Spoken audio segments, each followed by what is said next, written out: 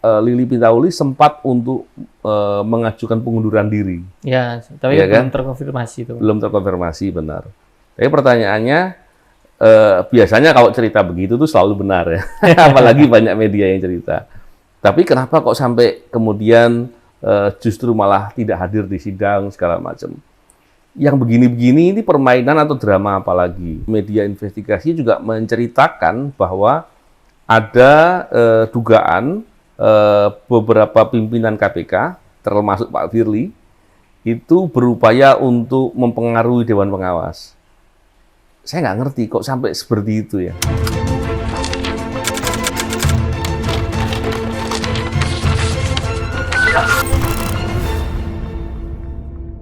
Bismillahirrahmanirrahim. Assalamualaikum warahmatullahi wabarakatuh. Assalamualaikum. Salam integritas anti korupsi. Selamat malam Mbak Novel. Selamat malam. Siap. Gimana kabar hari ini, Pak? Alhamdulillah, baik. Ini perdana kita ngobrol malam hari ini, Pak. Wah, lanjut. Karena ada yang seru nih, Pak. Ada yang seru ya? Nih, saya ada baca berita nih, Pak. Kebetulan beritanya baru tayang 5 jam yang lalu, Pak. Oh. Perihal KPK nih, Pak. Oke. Saya bacakan ini dari suara.com, Pak. Lili Pintauli mangkir sidang etik perdana gratifikasi nonton MotoGP. KPK menjelaskan nih Pak, berikan keynote speech dan narsum kegiatan G20. Jadi Bu Lili ini mangkir dari sidang Dewas karena jadi pembicara narsum, Pak. Gimana pendapat Bapak itu, Pak? Iya. Saya tadi juga komen di medsos ya, di Twitter saya. Jadi begini, yang pertama, ketika pimpinan KPK, dalam hal ini Bu Lili ya, melakukan pelanggaran, diduga menerima layanan gratifikasi dengan menerima sarana, prasarana gitu ya, untuk transportasi dan lain-lain, dan tiket ya. Diduganya seperti itu. Harusnya pimpinan KPK itu mestinya bisa mencegah. Tapi kan terjadi. Iya. Yang kedua, setelah terjadi, harusnya pimpinan KPK pastinya tahu fakta-fakta itu, karena kan sesama pimpinan KPK itu saling tahu kegiatan, pastinya dengar cerita itu. Tapi pimpinan KPK tidak ada yang melapor. Itu kasus yang melapor dari pihak lain, bukan di antara pimpinan KPK sendiri. Ini menarik ya. Dan kemudian ketika dilaporkan ke Dewan Pengawas, pimpinan KPK-nya sepertinya belain. Ini kan parah ya. Terus yang ketiga yang tadi Mas Saiful sampaikan, bahwa ketika Dewan Pengawas kemudian menyatakan bahwa dugaan itu benar ada, bahkan kalau kita baca di media-media investigasi, itu diceritakan bahwa Dewan Pengawas bahkan menemukan ada seperti pemalsuan kwitansi, seolah-olah dibayar gitu ya, seolah-olah bayar sendiri. Ternyata dicek bulannya beda jauh. Dibayar setelah dilaporkan ternyata. Dari hal-hal itu kan sebetulnya alangkah keterlaluannya. Nah, terkait dengan pertanyaan tadi, ketika dipanggil Dewan Pengawas untuk hadir, itu kan manggilnya jangkanya panjang, bukan dipanggil untuk hadir besok gitu. Itu juga kan atau satu kantor, 2 hari. Ya? Betul. Harusnya, mestinya dilihat agenda kegiatan. Kalau untuk sebagai keynote speech di acara di Bali atau narsum, itu sangat biasa ya. Pimpinan KPK yang lain sangat mudah untuk menggantikan. Jadi menurut saya itu alasan. Bahkan kalau mau ditanya lagi, apakah ini bagian dari upaya untuk membela lagi? Nah, ini hal-hal begini yang kita lihat kok kebangetan gitu ya. Kurang lebih seperti itu. Iya. Kasus Lili Pintauli ini kan udah lama nih Pak ya. Yeah. Udah lama dari kasus waktu terbongkar beliau nonton MotoGP dapat sponsor dari salah satu BUMN kan Pak ya. Yeah. Terus baru diproses sampai sekarang baru dipanggil Dewas, dan kan beliau kan satu kantor Pak. Iya. Sebegitu padatkah jadwalnya Dewas untuk nyidang karyawan yang diduga bermasalah? Lama ya. Lama banget itu Pak. Ya memang itulah hal-hal yang menarik ya. Bahkan kalau diperhatikan di beberapa hari yang lalu, salah satu media investigasi juga menceritakan bahwa ada dugaan beberapa pimpinan KPK, termasuk Pak Firly, itu berupaya untuk mempengaruhi Dewan Pengawas. Saya nggak ngerti kok sampai seperti itu ya. Tadi saya cerita tadi kan, bahwa pada saat berbuat, harusnya pimpinan KPK yang lain bisa mencegah. Itu tidak dilakukan. Setelah terjadi, pimpinan KPK yang lainnya itu mestinya tahu, dan harusnya ketika tahu ada pelanggaran, melaporkan. Mereka tidak melaporkan, itu diam-diam saja. Setelah diinvestigasi oleh Dewan Pengawas, bahwa ternyata ada, benar, dugaannya itu kuat sehingga harus disidang. Kalau nggak ada dugaan yang kuat, nggak ada bukti yang kuat, nggak mungkin sidang. Dewan Pengawas cuma bikin rekomendasi bahwa ini nggak ada. Tapi kalau sampai sidang, berarti buktinya itu sudah jelas. Gitu ya. Jadi ini untuk memahamkan juga, jangan sampai nanti diperkirakan bahwa kan belum sidang. Loh, kalau sampai sidang, itu berarti dugaannya sudah kuat sekali, buktinya sudah kuat. Cuman butuh konfirmasi untuk proses sidang. Ini yang menarik ya. Pertanyaannya, kenapa kok malah terkesan ditutupi atau dilindungi? Ini juga menarik karena kita juga mendengar beberapa media memberitakan bahwa Lili Pintauli sempat untuk mengajukan pengunduran diri. Ya, tapi ya belum kan? terkonfirmasi itu. Belum terkonfirmasi, benar. Tapi pertanyaannya, biasanya kalau cerita begitu tuh selalu benar ya. Apalagi banyak media yang cerita. Tapi kenapa kok sampai kemudian justru malah tidak hadir di sidang segala macam? Yang begini-begini ini permainan atau drama apalagi? Kita lihatlah bahwa sejak setahun yang lalu sudah banyak lah media mengungkap dengan sangat gamblang bagaimana skandal atau permasalahan para pimpinan KPK yang bermasalah ini. Korbannya, kalau ini dibiarkan terus, korbannya siapa? Ya KPK itu sendiri. Ya upaya pemberantasan korupsi itu. Yang akhirnya apa? Menjadi lemah, menjadi kemudian akan dilihat sebagai masalah. Tentunya kalau seperti itu yang terjadi, masa depannya suram lah gitu. Ya kalau upaya memberantas korupsinya suram, yang untung koruptor, yang rugi negara dan masyarakat. Jadi ini bukan masalah sepele, ini masalah besar. Dan upaya untuk melihat permasalahan ini dan kemudian kritis menyampaikan ke media, penyampaian media-media yang disampaikan dengan jelas, dengan kritis ini, itu penting.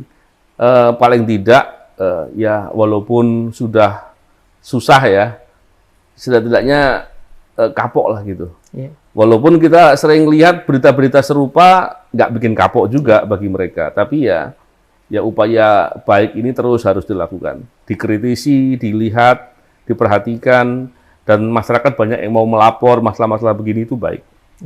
Kalau nggak salah dulu itu, nih Pak, dulu itu Bu Lili Pintauli itu pernah di sidang Dewas dan sudah disangsi Pak. Yeah. Walaupun sanksinya hanya berupa angka-angka yang kecil kan gitu Pak. Dan jangan-jangan nanti disanksi ya sekedarnya aja kan gitu Pak. Ya kita nggak ingin lah lihat ada oknum pimpinan KPK sakti, tanda kutip ya. Karena begini, ketika di kasus yang pertama, itu kasusnya adalah dugaan bertemu dengan pihak berperkara. Yeah. Artinya apa? Itu kasus bukan kasus sepele, itu kasus serius. Ya. Jadi ketika kemudian apalagi berkomunikasi, terus menyampaikan komitmen, membantu dan lain-lain dengan cara apapun lah ya, itu masalah serius dan itu pidana. Tapi kemudian oleh Dewan Pengawas dianggap etik ya, karena Dewan Pengawas itu tidak melapor. Yeah. Kalau Dewan Pengawas itu mengakui itu sebagai pidana, pastinya dia melapor, karena dia punya kewajiban untuk itu. Tapi dia nggak melakukan. Saya juga perhatikan ada salah satu LSM lah ya, itu yang melaporkan tapi prosesnya juga nggak berjalan di penegak hukum. Jadi ketika kemudian kasus itu kasusnya serius, bahkan kualifikasinya masuk pidana, tapi kemudian hanya di proses etik, disebut sebagai kualifikasi pelanggaran etik berat, tapi sanksinya ringan. Iya, cuman potongan. Jadi kebangetan gitu ya. Kasus yang kedua ini, walaupun sebetulnya ada kasus lain lagi, ini bukan yang kedua, tapi yang diproses Dewan Pengawas yang kedua, ini adalah sama, ini kualifikasinya mestinya pidana juga. Bahkan kalau dilihat dari berita-berita tadi yang saya cerita, bahwa ada dugaan pembuatan kwitansi palsu, seolah-olah sudah dibayar, seolah-olah bayar sendiri gitu ya, itu pidana lagi gitu. Jadi ada beberapa kasus pidana dan ini serius. Belum lagi kita bicara terkait dengan keterangan yang disampaikan oleh terdakwa, oknum penyidik gitu, yang atas nama Robin ya, Stefanus Robin, itu yang bercerita bahwa Bu Lili terlibat gitu. Betul. Ini kan apa ya? Masa nggak terganggu ya? Masa kemudian nggak ingin didalami? Walaupun sebelumnya saya juga sudah menceritakan ada dugaan-dugaan itu. Tapi itu kan udah disanksi, Pak. Bukan, kasus itu belum. Oh, belum itu, Pak? Belum. Jadi yang disanksi itu adalah begini. Yang di OTT, maaf bukan di OTT, yang diproses. Iya. Karena tim saya juga yang periksa waktu itu. Yang diperiksa itu kemudian diketahui ketika proses penyelidikan, mau naik penyidikan, ternyata dia ada hubungan komunikasi dengan Bu Lili. Dan kemudian Bu Lili memberitahu bahwa ini berkasnya sudah di meja saya, gitu lah. Oh, iya. Diberitahu sama pihak berperkara. Itu kan nggak boleh Oh, iya. di KPK. Itulah kasusnya. Tapi soal ternyata terdakwa atas nama Robin ini kemudian bercerita soal ada keterlibatannya Bu Lili dalam kasus yang yang dia perbuat, maka itu kasus yang berbeda. Dan itu belum diperiksa gitu. Yang lucunya kemudian tidak ada yang terganggu dengan cerita itu. Tidak ada yang kemudian merasa perlu untuk mendalami dan mengklarifikasi keterangan itu. Ini menarik sekali gitu. Kenapa menarik? Karena lembaga penegak hukum, apalagi bertugas untuk memberantas korupsi, malah diduga berbuat korupsi. Belum lagi malah memberantas orang-orang yang memberantas korupsi. Iya. Jadi, wah udah. Ini parahnya kuadrat, lebih dari kuadrat apa namanya? Kurang lebih seperti itu. Pertanyaan saya itu simpel sih, Pak. Pernah nggak, Pak, nih Dewas ini sampai memberikan keputusan kode etik kepada karyawannya KPK ini sampai ada pemecatan? Apakah cuma hanya sanksi dengan potongan gaji atau sanksi administratif, seperti tadi, Pak ya? Bukan yang putusan yang lo salah saya keluarkan. Pernah nggak seperti itu, Pak? Begini, Dewan Pengawas itu bertugas untuk memeriksa dan memberikan sanksi kepada pimpinan KPK dan pegawai KPK. Pimpinan dan pegawai itu beda. Kalau kepada pegawai itu sanksinya bisa sampai pemecatan, dipecat, diberhentikan. Dan itu ada beberapa kasus. Contoh dulu waktu ada salah satu pegawai KPK yang menggelapkan barang bukti, itu hukumannya dipecat langsung. Dan ada beberapa kasus lain hukumannya dipecat. Tapi kalau kepada pimpinan KPK, dia nggak bisa. Hanya bisanya disuruh untuk mengundurkan diri. Walaupun sebetulnya Dewan Pengawas ini kan banyak pakar hukum ya. Iya. Artinya kalau bicara soal aturan hukum dan lain-lain, dia mestinya piawai lah soal itu. Bisa kan ketika faktanya ada perbuatan tercela yang nyata, dan perbuatan itu jelas, apalagi kualifikasinya pidana, dia juga bisa lapor ke penegak hukum lain agar diproses secara pidana. Dan yang Dewas juga bisa, Dewan Pengawas bisa juga melaporkan kepada Bapak Presiden dan tentunya disampaikan juga ke DPR bahwa kualifikasi perbuatannya yang sudah sangat serius dan berat sehingga bisa direkomendasi untuk dilakukan pemberhentian atau bagaimana caranya, itu banyak caranya yang harus dilakukan. Sedangkan membiarkan suatu perbuatan pelanggaran etik serius atau bahkan yang masuk kualifikasi pidana ini sangat berbahaya. Karena kalau di KPK bicara konflik of interest saja itu menjadi masalah. Konflik of interest itu masalah serius di KPK. Konflik of interest itu baru tahapan potensi untuk berbuat, belum sampai berbuat. Ya ini sudah berbuat berkali-kali, bahkan ada beberapa yang nggak diperiksa, terus apa lagi gitu. Jadi apa ya? Ya kebangetan. Gitu ya, kalau Bu Pintaulinya nggak mau mengundurkan diri ya mau gimana lagi kan gitu Pak. Ya, terus Dewasnya juga kan maaf kalau emang tidak ada keberanian untuk menindak secara tegas ya hal ini mungkin bakalan berulang lagi nanti Pak. Tentunya begitu. Dewan Pengawas tentunya punya banyak cara. Beliau-beliau itu ahli-ahli hukum. Sekarang masalahnya mau apa tidak. Kalau nggak ada kemauan, ya sudah. Mau dibilang apa lagi kalau nggak ada kemauan. Terima kasih Pak untuk penjelasan tentang Bu Lili Pintauli. Semoga ada kejelasan gitu Pak. Ya, ya syukur-syukur ini demi bangsa dan negara. Ya. Beliau legowo untuk mengundurkan diri. Saya mau tambahkan sedikit. masalahnya pimpinan atas nama Lili Pintauli ini bukan hanya masalahnya dia pribadi. Artinya dengan perbuatan dia berulang banyak ya artinya, dan seperti ada hal yang tidak ingin untuk diungkap dengan sungguh-sungguh, saya kok melihat bahwa ini masalahnya bukan sekedar di Bu Lili saja, tapi pimpinan KPK yang lainnya juga. Jadi ini masalah pimpinan KPK. Tadi yang saya ulang-ulang bahwa pimpinan KPK mestinya kalau bekerja benar, terus punya standar etik yang baik ya, pastinya dia akan segera mencegah ketika ada pimpinan KPK yang lainnya diduga akan melakukan konflik of interest atau melakukan perbuatan yang bisa masuk kualifikasi koruptif. Koruptif ya, bukan korupsi. Koruptif. Itu mesti bisa dicegah, dihentikan.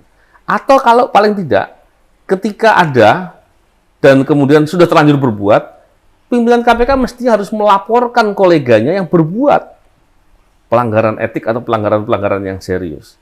Harusnya, dan itu harusnya dilihat sebagai hal yang sangat wajar. Bukan terus kemudian ketika sudah berbuat malah ditutupi. Jadi problemnya ini saya tidak melihat hanya satu di atas nama Lili Pintauli saja. Tapi pimpinan yang lain juga, terutama ketuanya, Firly. Dan itu menjadi masalah serius. Ya, tadi pertanyaan saya belum jawab itu, Pak. Tadi kan kasus Lili Pintauli kan udah lama itu, Pak, soal MotoGP kan, dapat betul. Sponsor itu kan. Di proses sekarang emang prosedurnya lama gitu, emang karena full banyak yang di sidang etik gitu, Pak. Kalau banyak enggak, rasanya Dewan Pengawas dulu tugasnya memeriksa izin-izin dalam proses penyidikan, sekarang tidak lagi kan. Penyidikan penuntutan, tidak ada lagi yang harus ada izin-izin ke Dewan Pengawas. Jadi tugasnya sudah nggak banyak sebenarnya. Kalau sampai lama kenapa saya nggak tahu. Tapi kadangkala memang untuk mendapatkan bukti penting perlu waktu. Ya. Buktinya Dewan Pengawas, menurut keterangan dari media investigasi, ada dugaan dia bisa menemukan kwitansi palsu. Palsu itu, backdate. Ya, jadi saya lupa apakah prosesnya itu proses menontonnya itu di bulan Februari gitu ya. Ternyata pembayarannya itu dibuat di bulan April gitu. Setelah dilaporkan. Nah, ini yang menarik karena apa? Itu bukti telak mestinya. Apalagi bukti itu mengkonfirmasi dengan pola pembayaran karena setiap pembayaran kan ada PPN. Yeah. Di bulan Februari itu PPN masih 10%. Di bulan April itu ada keputusan dari Menteri Keuangan menjadi 11%. Ini kan jadi kelihatan sekali kalau pembayarannya belakangan. Ini yang menarik ya. Tapi terlepas dari itu semua, kalaupun prosesnya agak panjang, ya paling tidak Dewan Pengawas sudah punya keberanian lah untuk menyidangkan. Proses, Pak. Ya, itu agak lumayan lah. Walaupun ya tadi kenapa kok lama? Terima kasih Pak untuk penjelasan tentang Bu Lili Pintauli ini, Pak. Ya, kita di sini bicara karena kita peduli akan isu anti korupsi dan tentunya juga tentang KPK, gitu Pak. Iya, betul. Siap, nanti kita sambung lagi Pak, ada yang harus kita tanggapin lagi Pak. Siap, terima kasih. Salam integritas anti korupsi.